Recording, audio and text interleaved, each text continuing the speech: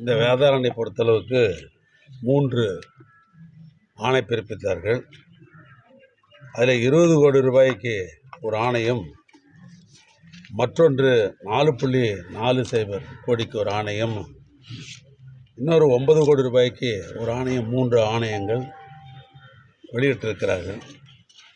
அந்த அடிப்படையில் இந்த 9 கோடி ரூபாய் திட்ட மதிப்பீட்டில் 24,321 சதுர அடியும், 4.40 கோடி அதில் 15,801 சதுரடிகளும் இந்த 2 ஆணைகளும் முதலாக வெளியிடப்பட்டது.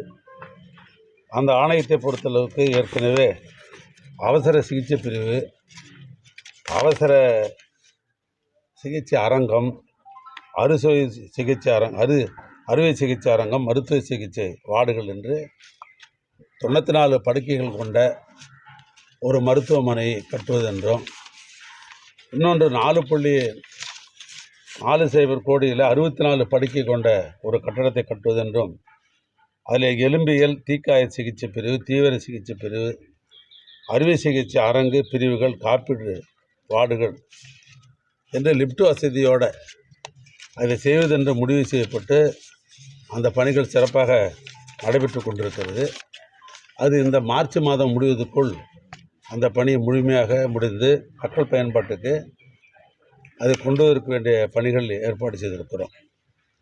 அது 2023 சென்ற நிதியாண்டில் இன்னும் கூடுதலாக ஒரு கட்டிடம் கட்ட வேண்டும் என்று முடிவு செய்யப்பட்டு, அது தரைத்தளத்தோடு மேற்கொண்டு 4 தளங்கள், தரத்தளத்தையும் சேர்த்திங்கன்னா 5 ஃப்ளோர் ஆகிடும். அது கட்டுவது என்று முடிவு செய்யப்பட்டு 43,271 சதுரடி கட்டுவது என்று முடிவு செய்யப்பட்டு அந்த கட்டடம் கட்டப்படுகிறது. இடையிலே இயற்கையின் காரணத்தினால் மழை பெஞ்சிடுதுன்னு சொன்னால் அந்த ஏரியாவில் கீழே உறுதித்தன்மை என்பது மிக குறைவாக இருக்குது. அதனால் சாயில் டெஸ்ட்லாம் எடுத்து அதுக்கு பின்னால் தான் நாங்கள் இங்கே பில்லர்லாம் போட வேண்டிய ஒரு நிலைமை இருக்கிற காரணத்தினால் கொஞ்சம் இயற்கையின் காரணத்தினால் கொஞ்சம் காலதாமமாக இருக்கிறது. இருந்தாலும் நானும் எங்களுடைய துறையினுடைய செயலாளர்களும் இங்கே வந்திருக்கிறோம்.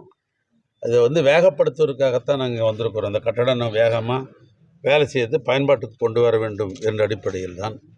இந்த கட்டிடத்தை பொறுத்தளவுக்கு 131 படுக்கை கொண்ட கட்டிடம். இந்த கட்டிடம் இதில் மகப்பேறு அவசர சிகிச்சை பிரிவு, பிரசவ அறை, அவசர சிகிச்சை வார்டு, குழந்தைகள் சிகிச்சை பிரிவு, கண் அறுவை சிகிச்சை பிரிவு, கண் சிகிச்சை பிரிவு, வெளி நோயாளிகள் பிரிவு, இப்படி பல்வேறு வகையில் ஆய்வகங்கள், மருந்தகங்கள், ஸ்கேன் மையம், பொதுமக்கள் காத்திருப்பு அறை, மருத்துவ உபகரண அறை ஆக லிப்ட் வசதியோட இந்த கட்டடத்தையும் கூடுதலாக 131 படுக்கை கொண்ட ஒரு கட்டடமாக இந்த கட்டடம் துவக்கி இருக்கிறோம்.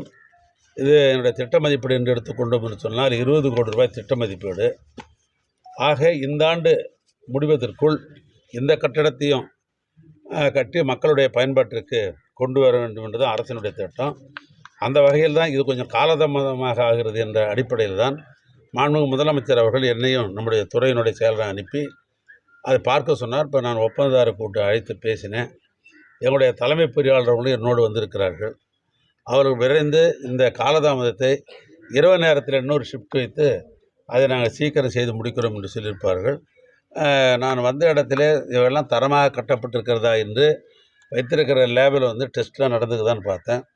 எம்சாண்ட் டெஸ்ட்டு, பிசாண்ட் டெஸ்ட்டு, அதுபோன்ற கம்பியினுடைய தன்மை, அது அந்நில் சிமெண்டினுடைய தன்மை, இவைகளெல்லாம் அங்கே பார்க்குற பொழுது முறையாக டெஸ்ட் செய்யப்பட்டு தான் இந்த கட்டடம் கட்டப்படுகிறது.